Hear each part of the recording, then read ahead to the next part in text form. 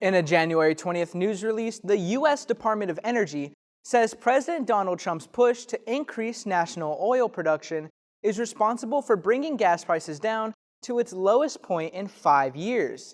This follows Trump's campaign promises of bringing energy costs down. But can Trump's policies take sole responsibility for handling the cost of gas prices?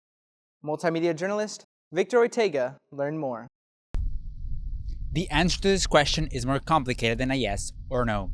I spoke with the UTRGV economics professor who says it's too early to tell. But it's an extremely difficult exercise to try to separate, okay, is this because of the price was going down anyway, or is it because of current policies? UTRGV economics professor Diego Scobari says the effects of Trump's policies will not be felt for 5 to 10 years.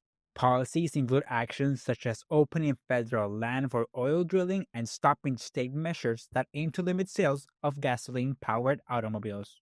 Although the U.S. Energy Information Administration says America is the single biggest oil producer in 2023, Escobar says supply and demand of this natural resource is mostly handled by other key international players. On the supply side, we have OPEC, right? So that is a cartel that controls about, depending on the time, about 40 to 50% of the supply.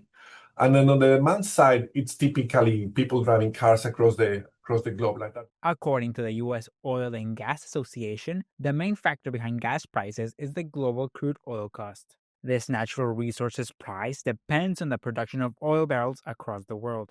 At the time of the Department of Energy's news release, the national average for gas prices sits at $2.8 a gallon, 30 cents down from the average a year ago. Escobar says the oil production in the RGV makes the region's prices stand out when compared to other parts of the country. Let's say that gas prices might be $2.20 per gallon in let's say in the valley, probably in California might be around $4. So Escobar says while the international market impacts today's prices, the president's policies will have an effect in the long run, not now.